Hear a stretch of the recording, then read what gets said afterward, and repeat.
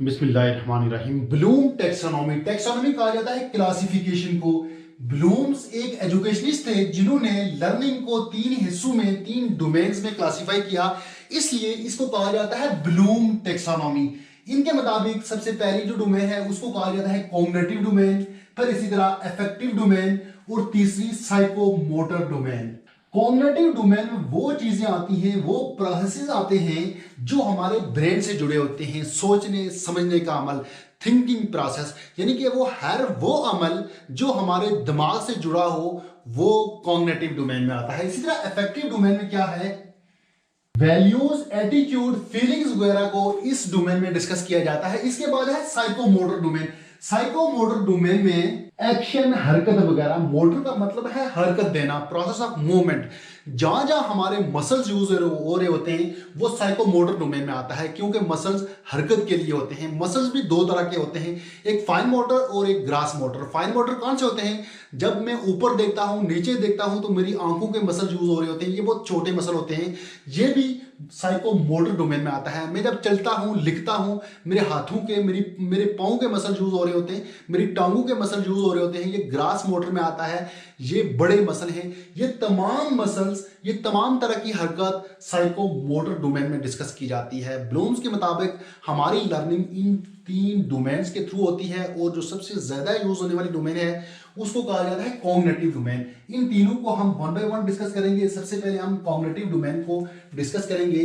Cognitive domain, Bloom ने cognitive domain को 6 level में डिवाइड किया। पहले इनका ऑर्डर मुख्तलिफ था, अब 2000 के बाद ये डिवाइड हो गए।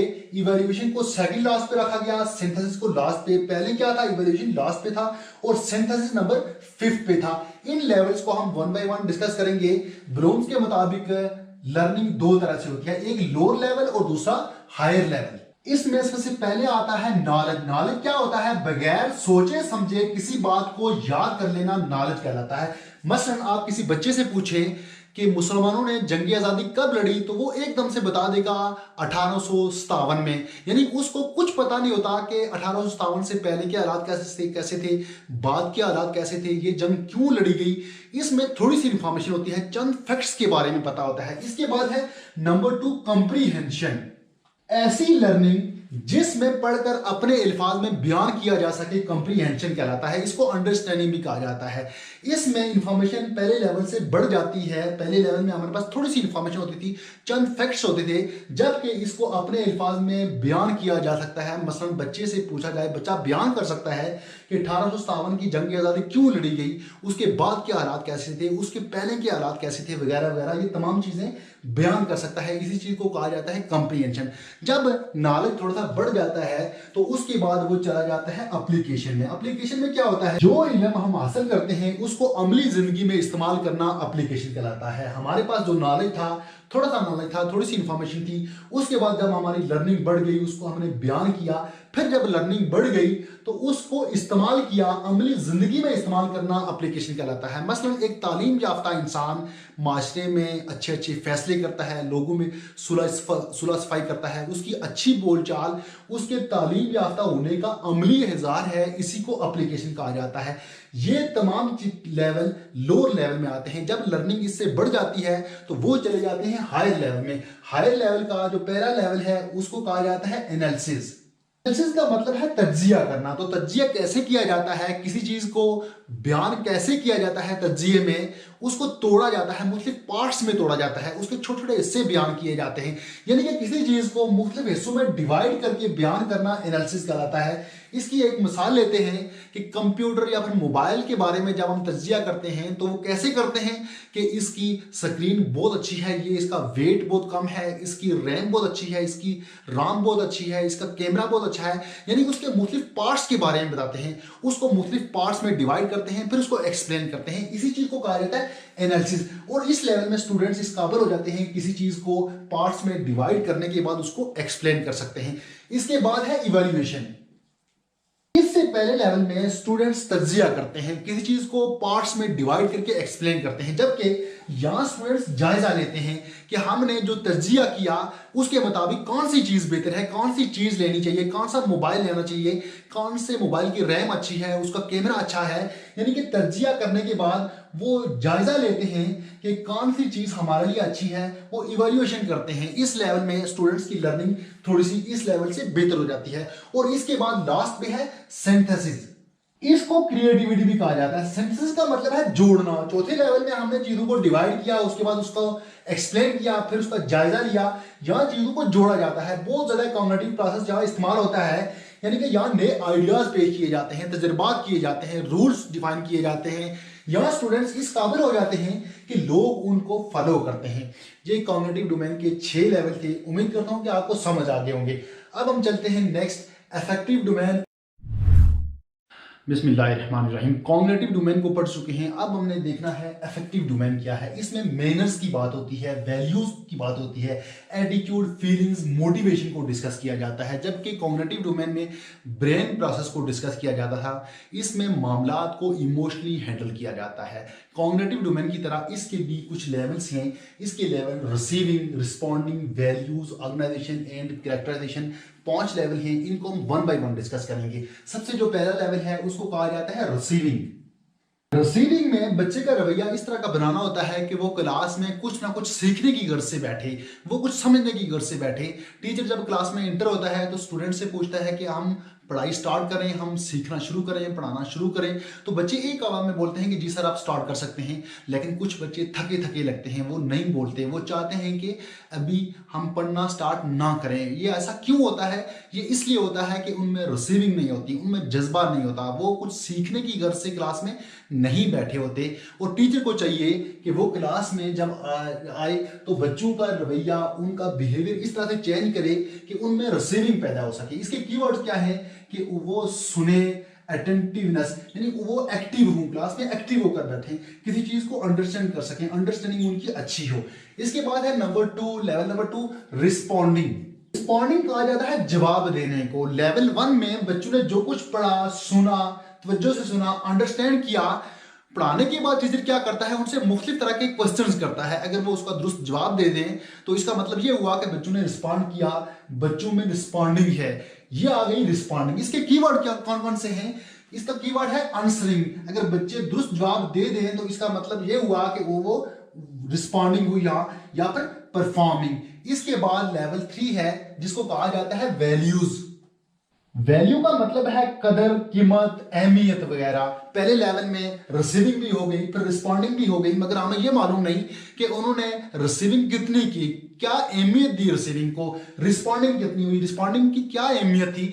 इस चीज को कहा जाता है वैल्यूज। यानी कि दूसरे तीसरे लेवल में स्टूडेंट्स ने अगर अच्छी तरह से लेक्चर सुना हो, लेक्चर को अहमियत दी हो, तो उनकी अंडरस्टैंडिंग बहुत अच्छी हो जाती है, वो अप्लाई कर सकते हैं। इसी चीज को कहा जाता है एप्लीकेशन टू जॉइन, शेयरिंग कर सकते हैं। इसके बाद लेवल नंबर 4 है जिसको कहा जाता है ऑर्गेनाइजेशन। ऑर्गेनाइजेशन तरतीब देना, ऑर्गेनाइज करना। इससे पहले वाले इस लेवल में स्टूडेंट्स ने जो कुछ पढ़ा, रिसीविंग हुई, रिस्पॉन्डिंग हुई, वैल्यूज, इन तमाम चीजों को ऑर्गेनाइज किया जाता है, इनको तरतीब दी जाती है, रिलेट किया जाता है, कंपेयर किया जाता है इस लेवल में, लेवल नंबर 4 में। इसके बाद है कैरेक्टराइजेशन। इससे पहले जितने लेवल हम पढ़ चुके हैं, इन तमाम चीजों को डिस्प्ले करना, इन तमाम चीजों को यूज करते हुए कोई प्रॉब्लम सॉल्व करना, वेरीफाई करना, किसी चीज को डिस्प्ले करना, यानी कि इन तमाम चीजों की मदद से कोई अमल करना कैरेक्टराइजेशन कहलाता है। ये अफेक्टिव डोमेन की शॉर्ट सी वीडियो थी। इसके बाद हम डिस्कस करेंगे साइकोमोटर डोमेन कि साइकोमोटर डोमेन में क्या है। साइकोमोटर डोमेन, साइकोमोटर डोमेन में बच्चे की स्किल डेवलपमेंट पे बात होती है। और स्किल डेवलपमेंट कब होती है?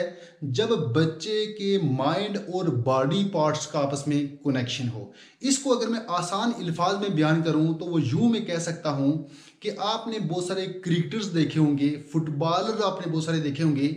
तो क्रिकेटर की अगर मैं बात करूं तो एक क्रिकेटर बहुत अच्छी बैटिंग करता है और उसी के साथ वाला जो दूसरा है तो शायद कि उसकी बैटिंग उस तरह से ना हो और तीसरे की शायद उससे कमज़ोर हो। कोई ऐसा बैट्समैन मिल जाए जिसकी बैटिंग बहुत अच्छी हो, तो उसमें रीज़न क्या होता है कि उसके माइंड और बॉडी पार्ट्स का आपस में जो तल्लुक है, जो कोऑर्डिनेशन है, उसकी डेवलपमेंट बहुत अच्छे तरीके से हुई होती है, इसलिए वो अच्छी बैटिंग करता है।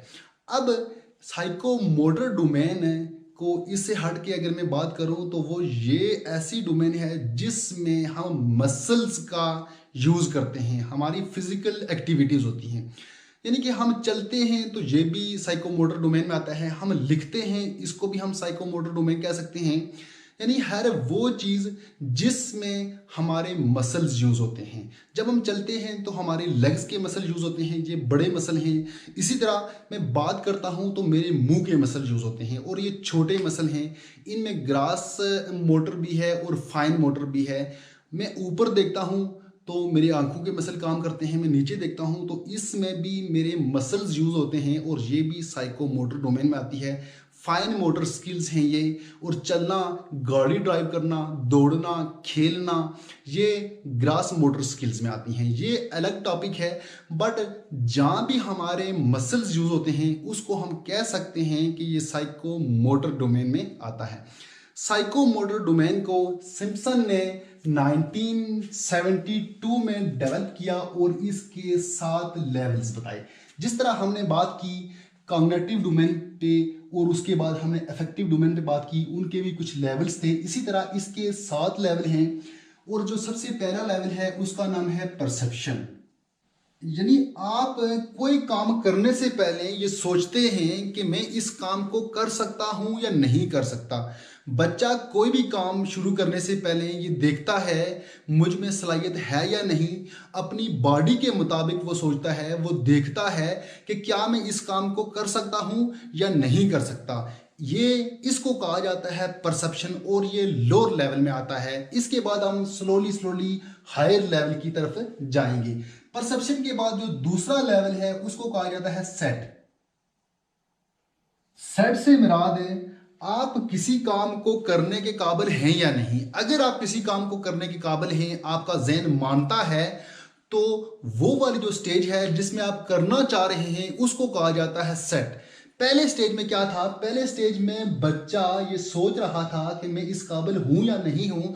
तो उसके बाद वो अगर उसके काबिल है तो उसमें वो अपने आप को तैयार करेगा और वो जब तैयार करेगा उस लेवल को हम कहेंगे सेट। इसमें जो इंपॉर्टेंट बात है, इंपॉर्टेंट बात क्या है कि आप में मोटिवेशन कितनी है, आप में इंस्पायरेशन कितनी है। इसके बाद थर्ड लेवल पे आते हैं, वो उसी तरह के हम हायर लेवल की तरफ जा रहे हैं, गाइडेड रिस्पांस। गाइडेड रिस्पांस में क्या होता है कि आप जब अपने आप को चेक कर लेते हैं कि मैं इस काम के काबिल हूं, फिर अपने आप को तैयार करते हैं। जब अपने आप को तैयार करते हैं तो उसके बाद आपको गाइड चाहिए होती है। फर्ज की आप क्रिकेट खेलते हैं तो क्रिकेट में क्या होता है, आप किसी ऐसे बंदे से हेल्प लेंगे जो वो आपको गाइड करेगा, जो उस फील्ड में महारत रखता हो, तजुर्बा रखता हो, वो आपको गाइड करेगा। उसके बाद क्या होगा, आप चले जाएंगे नेक्स्ट लेवल में जिसका नाम है मैकेनिज्म। हर बंदे का काम करने का जो अंदाज है, जो स्टाइल है, वो डिफरेंट होता है और उसके मुताबिक उसके माइंड में पिक्चर्स बनती हैं, माइंड पैटर्न्स बनते हैं, जिनको कहा जाता है मैकेनिज्म। अब इसकी एग्जांपल क्या है? इसकी एग्जांपल ये है कि मैं क्रिकेट खेलना चाहता हूं, तो मैं किसी क्रिकेटर से मैं हेल्प ले रहा हूं, तो वो क्या होगा कि जब मैं क्रिकेटर से हेल्प लूंगा तो जो उसका बॉलिंग का स्टाइल होगा, मेरा वो स्टाइल नहीं होगा। मैं उससे हेल्प लेने के बावजूद मेरा एक अपना स्टाइल होगा। मैं बैटिंग के लिए मैं किसी से हेल्प लेता हूं, मेरा एक गाइड है, तो ये बिल्कुल भी नहीं हो सकता कि मैं जिस तरह की बैटिंग वो करता है, जिस तरह का स्टाइल उसका है, मेरा भी वही हो। उससे हेल्प लेने के बावजूद मेरा अपना अंदाज होगा। इसको कहा जाता है मैकेनिज्म। यहाँ क्या है कि यहाँ आप डिपेंडेंस से इंडिपेंडेंस की तरफ जाते हैं। उस गाइड से हेल्प लेने के बाद भी आप एक अपने स्टाइल पे काम कर रहे होते हैं, यानी आप इंडिपेंडेंस की तरफ जा रहे होते हैं। इसके बाद आता है complex over response. Complex over response से मुराद ये है कि आपके अंदर जो इंटरनल स्किल्स हैं उसमें आपको इतनी महारत हो कि आपका वो स्टाइल बन जाए। फॉर एग्जाम्पल हर बंदे का अपना अपना स्टाइल है, अपना अपना अंदाज है काम करने का। ये ज़रूरी नहीं कि सिर्फ एक ही तरीके से, एक ही अंदाज से काम किया जाए। मैं अगर शाहिद खान अफरीदी की बात करूं तो वो अपने स्टाइल में बैटिंग करते हैं और उन्होंने अपने स्टाइल में बहुत महारत हासिल की हुई है और उस स्टाइल में बहुत अच्छी बैटिंग करते हैं, बहुत छक्के लगाते हैं। उसके बाद मैं अगर मोहम्मद हफीज़ की बात करूं तो मोहम्मद हफीज़ और शाहिद अफरीदी का जो स्टाइल है वो बहुत डिफरेंट है। मोहम्मद हफीज़ भी बहुत अच्छी बैटिंग करते हैं। उन्होंने अपने स्टाइल में मुख्तलिफ उन्होंने प्रैक्टिस के बाद उन्होंने बहुत महारत हासिल की हुई है और वो उस स्टाइल में उनको वो मास्टर बन गए हैं। अब जो दानू का अपना अपना स्टाइल है और उस स्टाइल में उन्होंने अपना अलग अलग नाम कमाया हुआ है। इसको कहा जाता है कॉम्प्लेक्स ओवर रिस्पांस, के हर बंदे का अपना अंदाज है काम करने का। ये ज़रूरी नहीं कि एक ही अंदाज से काम किया जाए, एक ही अंदाज से बैटिंग की जाए। इसके बाद आते हैं एडाप्टेशन। एडाप्टेशन से मुराद अपने आप को एडजस्ट करना। आपने जिन हालात में काम सीखा हो ये ज़रूरी नहीं कि वैसे ही हालात आपको बार बार मिलें। जिस तरह मैंने आपको पीछे क्रिकेटर की एग्जांपल दी, मैं उसी एग्जांपल को वापस रिपीट करता हूं कि शाहिद आफरीदी एक मैच पाकिस्तान में खेलता है, यहाँ की पिच उस तरह वो उसके फेवर में है, वो अच्छी बैटिंग कर लेता है यहाँ, और उसका जो नेक्स्ट मैच है वो कहीं अफ्रीका के किसी पिच पे हो, किसी ग्राउंड में हो, तो वो जो पिच हो वो उस तरह से ना हो जिस तरह की पाकिस्तान में थी। तो वो क्या होगा, वो अपने आप को हालात के मुताबिक एडजस्ट करेगा। इसको कहा जाता है एडाप्टेशन। ये मैंने एक एग्जांपल दी, इसी को रिलेट करके आप कहीं और दूसरी एग्जांपल की बात भी कर सकते हैं। इसके बाद आते हैं ओरिजिनेशन। जब आप किसी प्रोफेशन में मास्टर बन जाएं, आपके अंदर उस प्रोफेशन के बारे में एक्स्ट्रा नॉलेज हो जाए, लोग आपको फॉलो करना शुरू कर दें, तो जो आपका काम होगा वो एक ट्रेंड बन जाएगा, उसको लोग फॉलो करेंगे और आपका जो काम होगा वो एक शनाख्त बन जाएगा आपकी। और इस स्टेज को, इस लेवल को कहा जाता है ओरिजिनेशन। मतलब मैं इसको आसान अल्फाज में बयान करूं कि जब आप किसी प्रोफेशन में, मैं उसी तरह जो पीछे मैं क्रिकेटर की एग्जांपल देता आया हूं, आप जब क्रिकेट खेलते हैं तो क्रिकेट में आपको इतनी महारत हो गई कि लोग आपको फॉलो करना शुरू कर दें और आपका कोई भी काम, आपका कोई भी छक्का मारने का जो स्टाइल है उसको फॉलो करें, वो एक ट्रेंड बन जाए। तो वो जो स्टेज है, वो लेवल है, उस लेवल को कहा जाता है ओरिजिनेशन। अब ये जो साइकोमोटर डोमेन के 7 लेवल थे, मैंने 1 बाय 1 एक्सप्लेन किए। उम्मीद करता हूं कि आपको इसकी अच्छी समझ आ गई होगी